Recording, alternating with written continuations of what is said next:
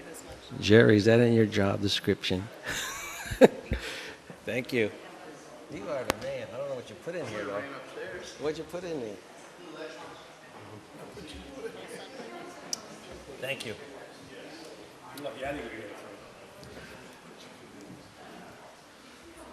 All right, Danielle.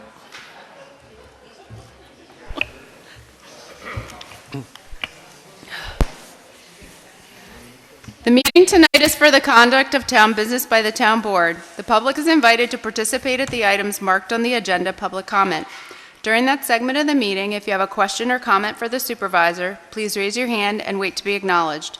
Please state your full name and limit your remarks to 3 minutes. Thank you for your anticipated cooperation. Thanks, Danielle. You're welcome. So before we get to the public hearing in the normal workshop meeting, I'm going to say please rise for the Pledge of Allegiance, please.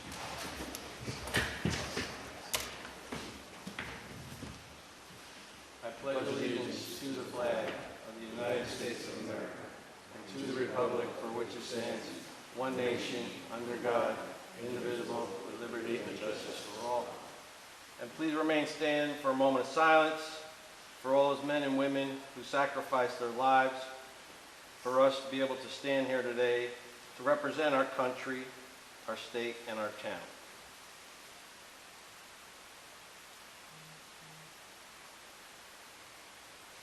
Thank you. All right, welcome everybody. So we have a public hearing tonight to start off the meeting, and this is for the Restore New York Communities Initiative application. This is a joint application with the town of Marlborough and Bob Pollock from Buttermilk Falls. And I have a little slide presentation when we could get to it. So before I ask people for comments, I just want to bring up this slideshow. And this slideshow was put together by Sue Sullivan. Sue Sullivan's here, who's the consultant for Bob Pollock, and Bob Wilson is also here, who manages Buttermilk Falls and all Bob's properties. So why is this not going to full slide? What am I doing wrong, Sheridan? Yeah, but why? We had it upstairs. It was a full slideshow.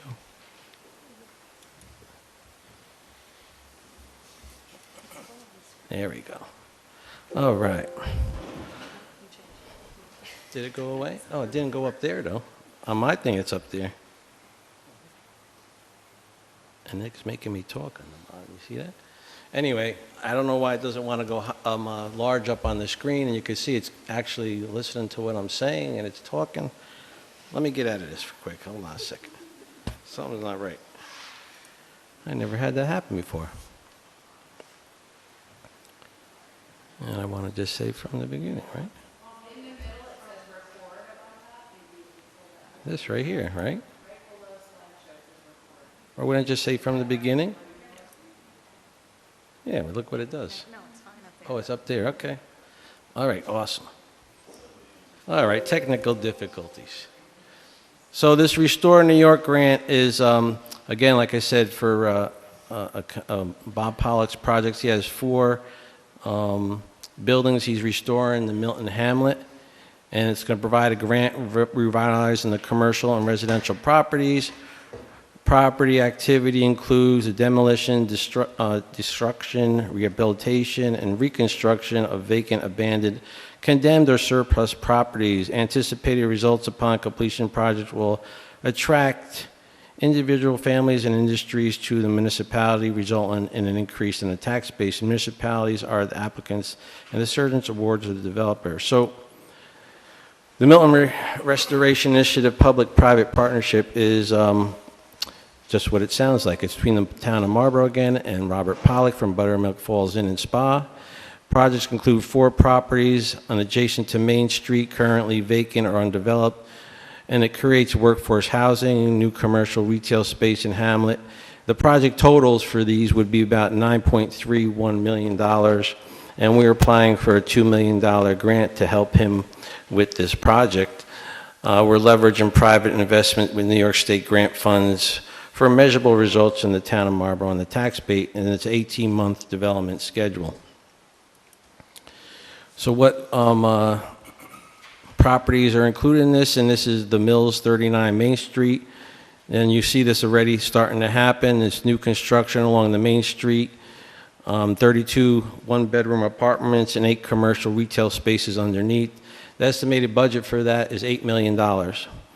And the project status is in the planning approval. Excavation of the site work has begun, and the project timeline is 19 months for that. So you guys seen that down there. If you haven't been in the hamlet of Milton, you could go down. You'll see that they're doing the demo work, getting the rock out of there, and they're on the top part where the parking area is going to be. Trees have been taken down. 9 Dock Road. This is property that he recently purchased, 96 South Elliott LLC. Restoration, renovation, vacant property, including house, barn, create housing, community, artism, and workspace. It's 5,616 square feet. Estimated budget to restore this property with the garages is $500,000. Right now, it's just in the architectural engineering plans.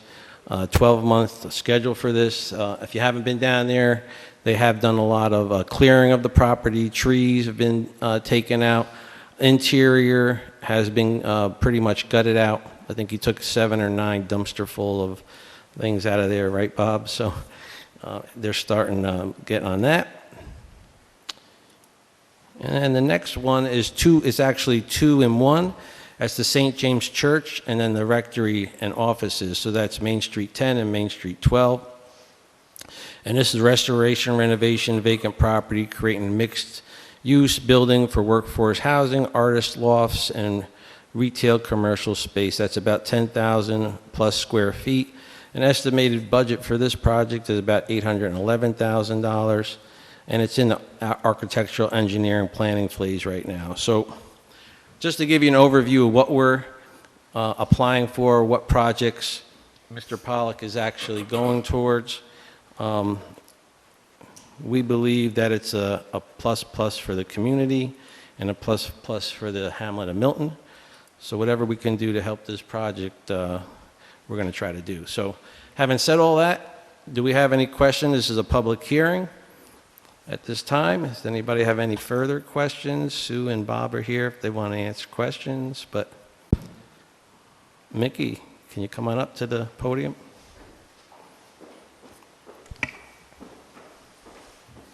So I'm just wondering, if the grant is given, the $2 million is given to the town, and then you're compensating Mr. Pollock, or is all of that town money?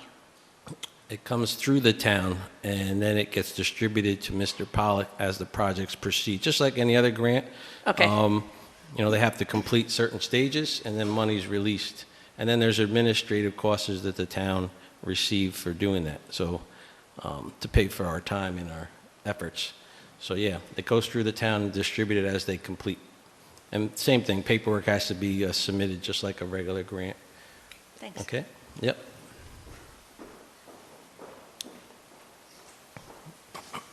Anybody else? All right, come on up. My favorite person. Sorry, Jerry.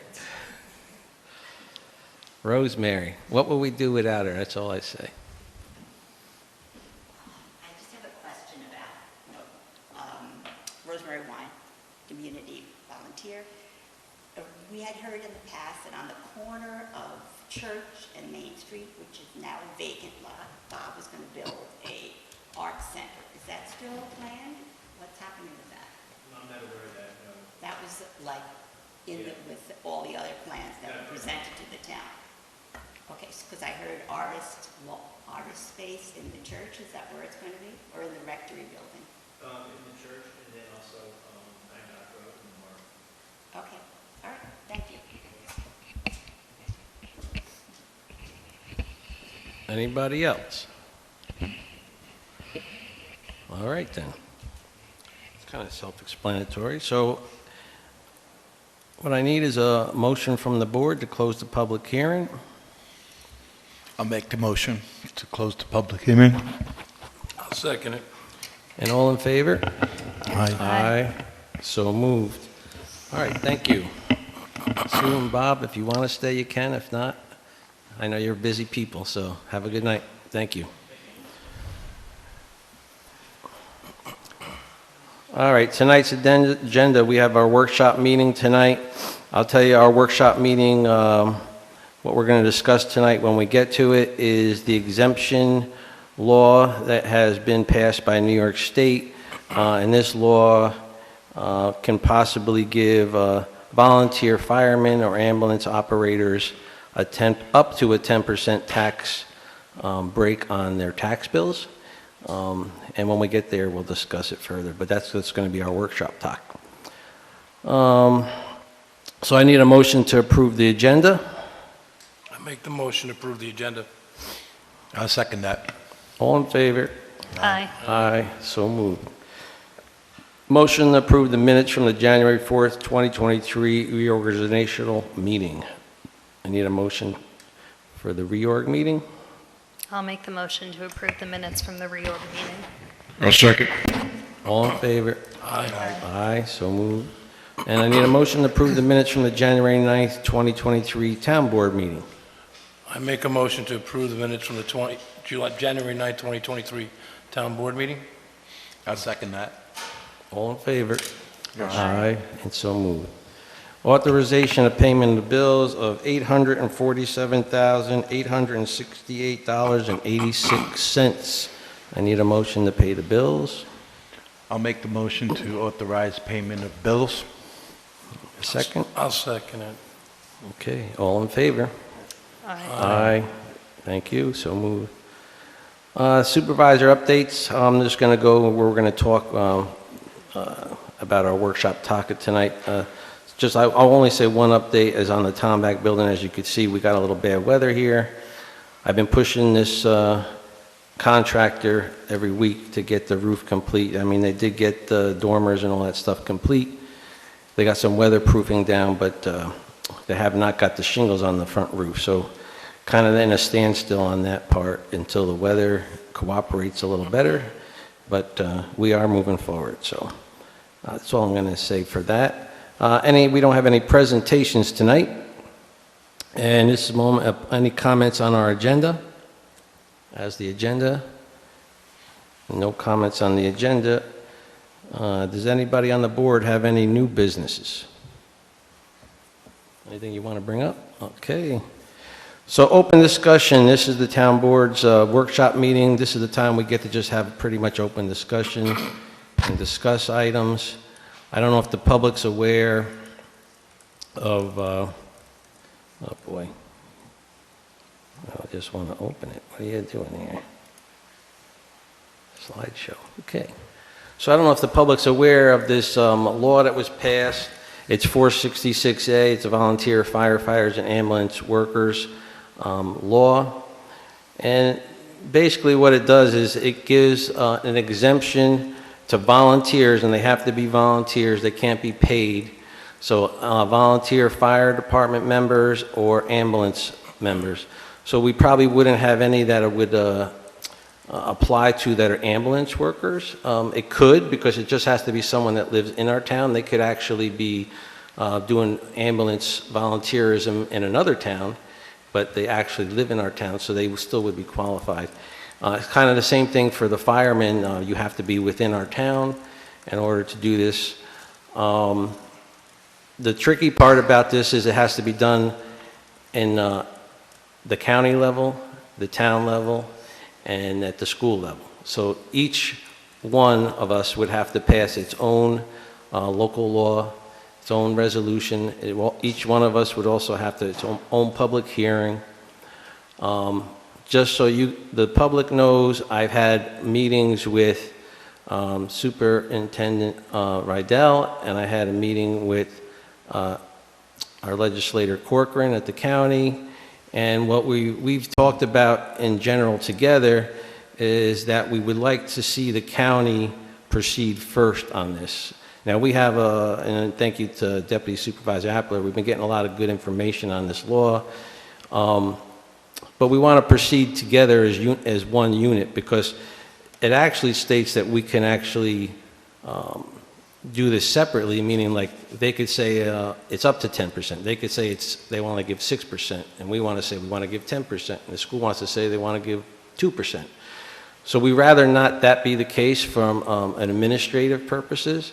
It makes it easier that we're all in unison and that we're on the same page. So we're waiting to get some guidance back from the county, and then we want to have a joint meeting together to see where we all fall on this. Because there's also provisions on years. There's a whole bunch of things in the law that we have to understand a little further, but I'm going to give you a brief overview. So again, like I said, that each jurisdiction has to pass their own laws, and it's allowed local option to primary residents owned and enrolled members of in an incorporated volunteer fire company, fire department, or ambulance service is partially exempt from general municipal taxes and special aid levels so long as the property owner has been such a member for a minimum of 2 to 5 years, depending on the policy. At further local option, the exemption may be granted for the life of an enrolled member who has accrued more than 20 years of service. Local options to extend the exemption to non- or unmarried, remarried spouses of a deceased member or volunteer fire company and ambulance company having at least 20 years of active service is allowed, with an additional local option to extend the exemption to an unmarried spouse of a married volunteer company, volunteer ambulance service killed in the line of duty. No exemption is allowed for special assessments. The amount of exemption is limited to up to 10% of the assessed value of the property. Exemption may be granted in addition to any other exemptions authorized by law.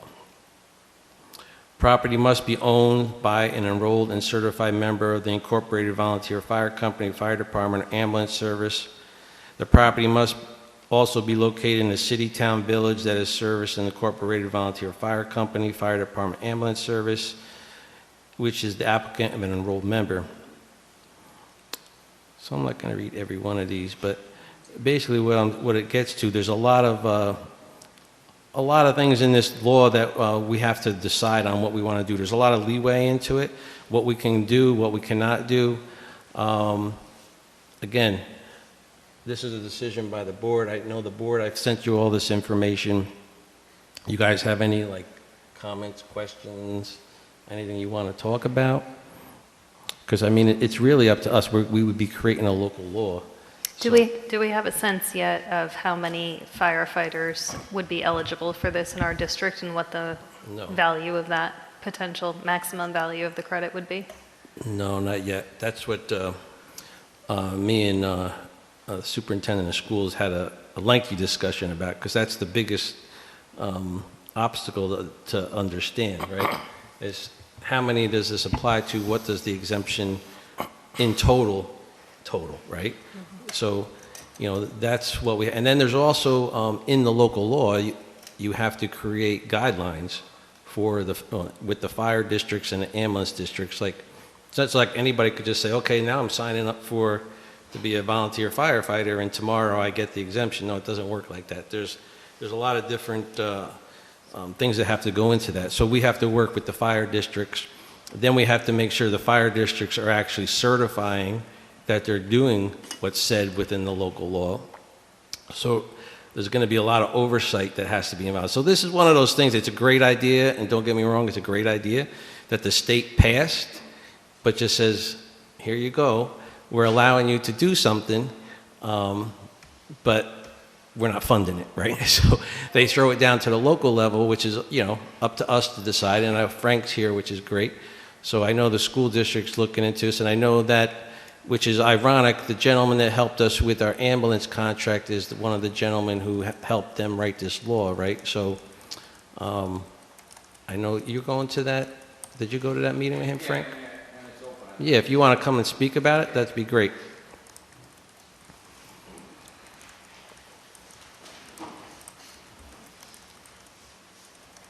So it's no different, and I think, I don't want anybody to get confused, it's no different than the exemption that the towns and the special districts have for veterans. So Let me just, 1 second, Frank, on that though, because that's where I'm confused, is on that one, they can only have one or the other, is that correct? No. Or they can have both? People would be entitled to both. It doesn't say, there's nothing in here, it says of other. You can't have Okay. a special assessments, it says aren't affected by this. So, first of all, it doesn't affect the amount of funds that the town or any of the special districts take in. Right. It shifts that assessment, just like it currently does for the veterans, to the other taxpayers in the community, to help recruit and get more people to volunteer at a time when it's very difficult to get people to volunteer. It's only for people that are active. The fire department would have to certify they're active, and until they had 20 years of active service. If a member has 20 years of active service, the law allows it to be then for life, once they've hit 20 years of active service. But we've seen this across the county and across the country. It's harder and harder to get volunteers at this time. Well, yeah, I could see that it's definitely a recruiting, Well, also helping with recruiting, not just... it'll help. I don't think it's not the save-all, be-all. Right. But Town of Newburgh is discussing this and has resolutions tonight at their board meeting. Putnam County just redid theirs last week. Yep. There is a deadline of March 1st. So if it's not passed for March 1st, any of the taxing jurisdictions that don't pass it by then won't be eligible for this upcoming year's assessment reduction. Yep. It's 2 years is the minimum that the law allows to be the 2 years of service before 2 they'd be years. eligible. The districts could do more, and the up to the 10. I would just say, as a volunteer and knowing what the fire departments have gone through, and looking at what the town of Newburgh is talking about, consistency would be the greatest thing, but to say, the county only has one meeting next month. We're going to introduce it on February 14th. Okay. And we're going to introduce it at 10%. For 2 years? Minimum of 2 years? It's 2 to 3 years. We haven't discussed yet. We'll go into August next week and decide that, but we are introducing it February 14th. So, I'm pushing it from the other angles too, but I would really be, I think, for a benefit of both the fire districts in this community. It doesn't affect us from an ambulance service because we don't have a volunteer ambulance service. But for both the fire districts in this community, to put it at minimum of 2 years of service at the 10% would be a great help in trying to recruit people. So. Yeah, I agree. You're on the school board, right? So the conversation I had with Michael was, we were waiting to see what the county was coming back with, because we want to make sure we're on the same playing field. And then we would decide as a board how we're going to go. But at the same time, I don't want to rush into something, because there's a lot of things in this law that you can do that maybe we're not thinking. We're going too quick because Newburgh is doing something or this one's doing something. I get what you're saying, but I also want to make sure we're doing it right, because once we pass this local law, I hate to go back and always update local laws. Not to say we can't, but It could be done. The school district already has Yeah. the attorneys have drafted yeah. what We in got their Gail got us information, a draft. I have a draft resolution ready to go if I want to. Okay. Have I the just board would do hope it. the board would consider it. But I think it's something we're not definitely opposed to 100%. So I just want to make sure everybody understands that, the tax implication of what it would cost, we don't really know until we know the numbers from the membership. And you're not going to know the We're not gonna numbers of know. the membership because it's only based on the number of people that are active. That are active. And that changes year to year to Right. year, the number of people of active. But it could be something that could get, the fire district can get us quickly if we want to ask for it. Like, who's active now? Who would this implement if we said it's 2 years? And then how many of those that are active are actually owners of property within the town? And that's a whole different So story. there's a whole lot, like I'm saying, you're just saying, and look, I'm for it, but you got to make sure that we're getting all the information prior to just passing a law. I'm not going to say this. I'm not just going to pass a law to pass a law because it's a great thing. It is a great thing. But I'm going to pass a law that's a good law, right? And we have information before I just pass a law. Okay. So that's what I'm getting. But the thing to realize, that in every county or place that has an application, so people have to apply as to who owns property and who doesn't, and whether or not it's their primary residence. That I understand. If you're asking for that information, I mean, we can all go back and ask that from the members. I think just that don't should know be how- provided, because if we're going to be passing a law, we should actually understand what the rest of the taxpayers are going to be paying for. Because of course it gets distributed to the rest of the town. And I'm not saying it's going to be a lot of money, but I want the taxpayers of this town to know what that number is. And I think it's the responsibility of the fire districts to give us that information. Tell us how many active members are 2 years or more and have property within the town of Marlborough. I don't think that's something that we shouldn't be able to get very quickly. But I want to know that number so what myself other- and the superintendent of schools could understand what the tax implication is. He's not gonna be able to get that because. Well, we can get a kind of an estimate. He can give him an estimate, I'll bring it right to my assessor. She'll get me one very quickly. but what I'm saying is the school district covers multiple fire districts long outside of Milton. Yeah, I get it. So, yes, Manny?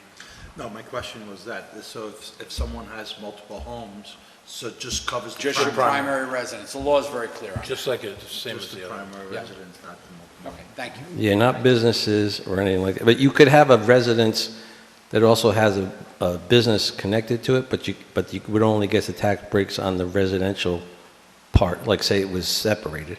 Yep. Tom, yeah, So I meeting with both fire chiefs on Friday with the same discussion, that they needed to start moving forward with the 2 or 3 year number to get those applicants or qualified applicants together in some type of form. And again, I had a meeting with the assessor this morning about getting those names to her to do exactly what you're asking for her to put together those 30 Yep. from Milton and 40 from Marlborough, those 70 together to pull the SBL. Right. To find out the assessment data, to find out the 10% based on what that number is, to give you and the superintendent of schools an idea of what number we're talking about, because that's really what you do need, that's correct. Started that on Friday with both fire chiefs, continued this morning with the assessor, and all that's in the works right now. all right, good. Yeah, I mean, I talked to Cindy about it too, and that's the thing. I mean, just from the board, I don't think anybody on the board's opposed to this at all. It's just a matter, I want to make sure before I do something, like when I'm passing legislation and I'm passing a local law, that I have the opportunity, when I have my public hearing, that taxpayers know what that estimated implication is. So if they have questions on it, they could actually have that information. That's all I'm saying. So, I mean, I don't know how the board feels, if that's where you're coming at too, but No, I think that's very reasonable and agreed. It's a great opportunity to reward the people that do such a huge service for Exactly. the community. But I agree, we need to just see the numbers and be aware of what we're passing yeah, yeah, so. and its impact to the rest of the residents. Exactly. So, thank you, Frank, for coming up. But this is just same thing, just telling you, and this is kind of like a application form that Gail gave us that they would have to kind of fill out, just a sample one. You could go on the New York State website, you could look up 466A. Anybody in the public, if you want to look up that law and find out more information, this is some of the stuff you'll find. The green area is all the ins and outs of the law, and it's kind of like, again, the state government is passing something down to the municipalities, school districts, counties, and saying, we're allowing you to update your laws in order for this exemption to take place, because they at the state are the only ones that can allow us to do that. So they're saying, yes, you can do this, but it's voluntary. It's up to you to do it. So, and again, I think we're all in support up here of it. Gail's got me a lot of information. He's got me that stuff from the Newburgh, the resolution and all that. So I'll be getting that to our attorney just to kind of get it ready, because I know we do have a deadline. But I do want to get that information. Like Tom said, had a conversation with Cindy, our assessor, and that's the first thing she said. She said, I need some information from the fire chiefs in order to kind of figure that number out. So we'll get there. So anybody have anything else you want to talk about with this? I just wanted to introduce it tonight. So again, we've had this emails going out about this already, so but I wanted to get it out to the public. All right, well, then we might have a quick meeting tonight, because other than that, I got a couple correspondence.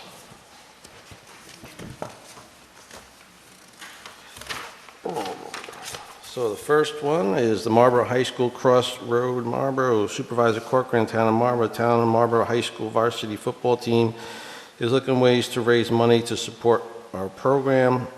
In the past, I remember car shows being held at the town park, and we would like to bring back the tradition. With that said, we would therefore ask the use of the town park on Sunday, June 4th, 2023, from 8 until 6 p.m. to host this event, and ask the town board to waive fees associated with the rental. If you have any questions regarding the above, require additional information, or will require any assistance in whatever manner, please do not hesitate to ask. Thank you for your consideration of this matter. This is Kurt Pross, the MHS varsity football coach. So Danielle, did we check that book for that date? Do you know? June 4th? We're good, right? So does anybody on the board have concerns? Nope. You don't have I'll make a motion to waive the right? fee. You make a motion, Ed? You have a sir. second? Who seconded? Manny? Okay, second it. All right, and all in favor then? Aye. Yes. All right, we'll waive the fees. Well, Danielle, you'll get Kurt to know, all right? This one is from a longtime employee. So this is from Officer James Rapoli, and January 11th, 2023, for his retirement. I have been a police officer with the town of Marlborough since April of 1991. I want to thank all for the opportunity to serve this community in its capacity. During that time, I have educated and trained myself to become a department's weapons training officer, firearm and taser, and armor for the department weapons, handguns, rifles, shotguns, and tasers. Additionally, my credentials as a professional engineer specialized in traffic engineering has assisted the department with regard to traffic flow and controls concerns in several motor vehicle accidents and reconstructions. I have also served as a court officer for more than 30 years. Effective June 29, 2017, I retired from the New York State DOT. Since the New York State DOT and police retirement systems are different, I had to consolidate the two into the New York State DOT retirement. This was completed on June 22, 2017. Consequently, I have resigned retiree from the Town of Marlborough Police Department effective June 22, 2017. I was reinstated on June 27, 2017 as a police officer non-retirement status. Now, some 5 years later, I have decided to retire in full from the Town of Marlborough Police Department and the Town of Marlborough Justice Court. Please accept this letter as such, as thank you for the opportunity to have served the Town of Marlborough over the past 31 years. Respectfully, James Rapoli. So 31 years of service is a lifetime. So we can't thank Jimmy enough for all he did for us, just with the police work, but the firearms work. And I know Jerry, you know, he did a lot of work for you guys with the firearms and getting that all set up. And, you know, over the years, as he went on in his career, he went into the court system, and he's been there for many years now, and he's done an excellent job there. So on behalf of the town board, I want to say thank you to Jimmy, if he's watching this at some point later in time, and we appreciate all the service you've done for our community. So just thank you.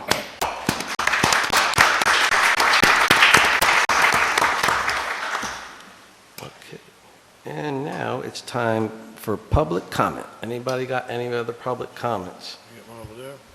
Come on. He's been here since 6:30, Mickey. I got. Thanks for coming.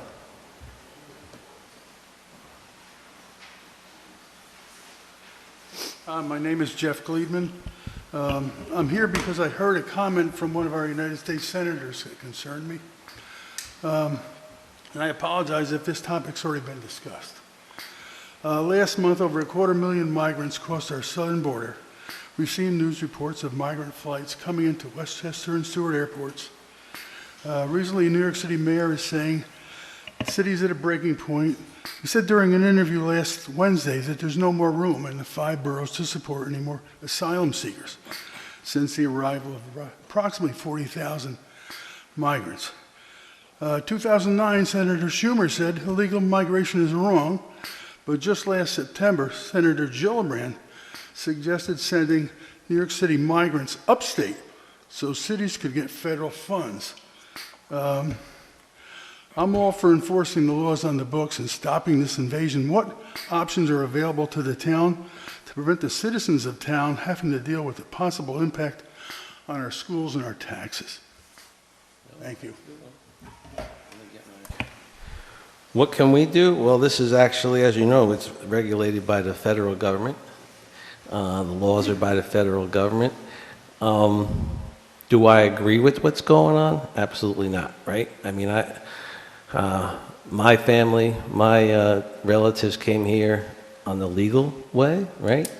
I believe you should come in the port of entries. I don't believe you should be coming over across the border illegally. But at the same time, the federal government's got to enforce these laws. So what we can do at the local level, I would leave that up to our police department, and I don't know much of what they can do. The laws are what they are. But I'm not going to say I'm here for illegal immigration, I can tell you that. But I do believe in immigration. I just believe in legal immigration. And I'll leave it at, if you don't have a border, you don't have a country. So that's just my belief. So thank you. But thank you for your comments. Mickey?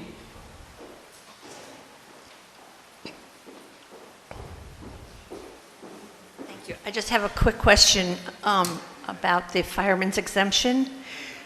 To understand, do both the county, the school, and the town have to agree on the same percentage, or They don't have to.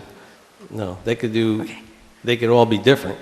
What we'd like to have them all is 10% at the same time, right?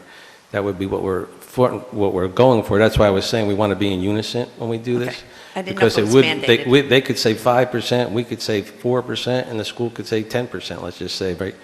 Then it just becomes an administrative nightmare. So at least if it's all at the same level, it becomes a little more easier to manage from the assessment side for her. You know, so it's just, again, it's an administrative thing. But yeah, each one could do separately.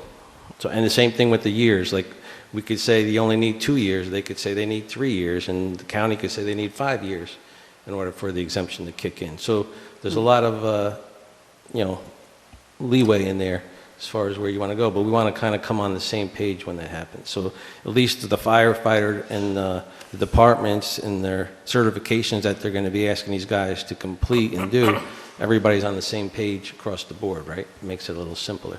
So, yeah. Got it. Thanks. Yeah, that's the way it is.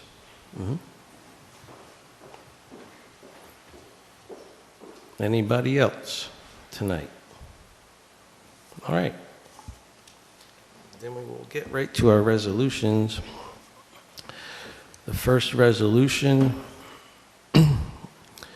Resolution 28, to establish standard workdays for elected and appointed officials and report them to New York SLRS, New York State Local Retirement System. Supervisor Corcoran proposes the following and see attached. So these are the updated numbers. It's hard to see here. Let's see if I could switch this here. So this is like for myself. Actually, there was an update to myself. That's why we have to do this. Normally, you don't have to do it every year, but I'm working more hours than we actually told them for, so they have to update it. So this year is the first time I ever actually put in for a retirement system. Maybe I'm feeling good about it, but anyway, this is something we have to do, and I know the board had gotten this information a week ago. So is there any objections to anything that you've read? Okay.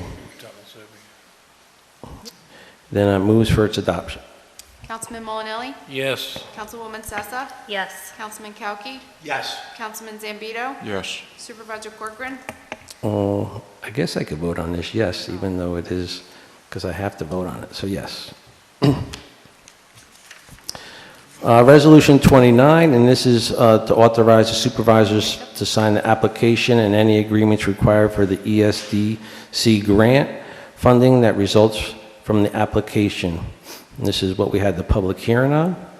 Supervisor Corcoran proposes the following, whereas the town of Marlborough is eligible for a grant funding under round number 7 of the Restore New York Communities Initiative Municipal Grant Program, and whereas the town board has considered proposals that qualify for funding under the program, and selected one project to be included in an application that will be submitted to the Empire State Development Corporation, ESDC, as follows.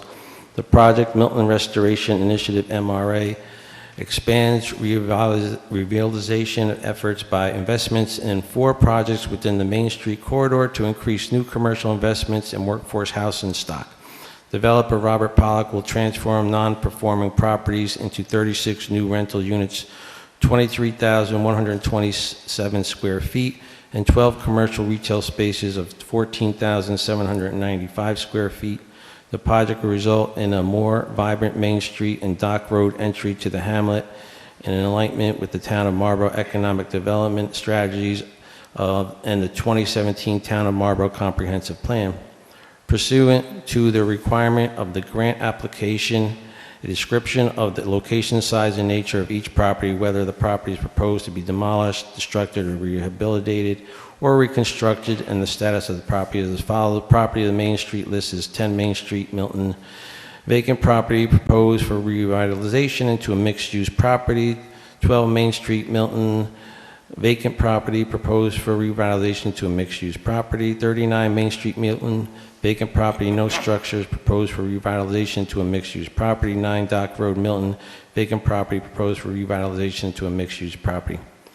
Whereas this project is consistent with all existing local plans and proposed financing and appropriate for the project will facilitate effective and efficient use of existing and future public resources so as to promote both economic development and preservation of community resources, and the project develops an enhanced infrastructure and of facilities in the manner that will attract, create, and sustain employment opportunities in the town of Marlborough.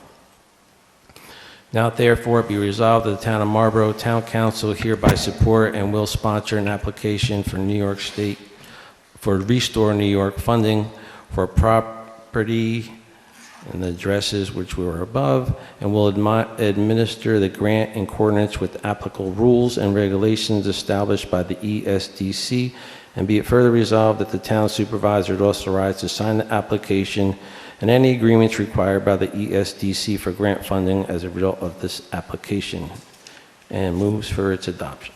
Councilman Molinelli? Yes. Councilwoman Sessa? Yes. Councilman Kauki? Yes. Councilman Zambito? Yes. Supervisor Corcoran? Yes, thank you, everyone. I think this is going to be a positive grant, hopefully. And Eddie. At this time, I would like to propose an adjournment of the meeting since we've finished all the business at hand. I need a second. And Manny seconded it. All in favor? Aye. Aye. Okay. All so moved. Thank you, everyone.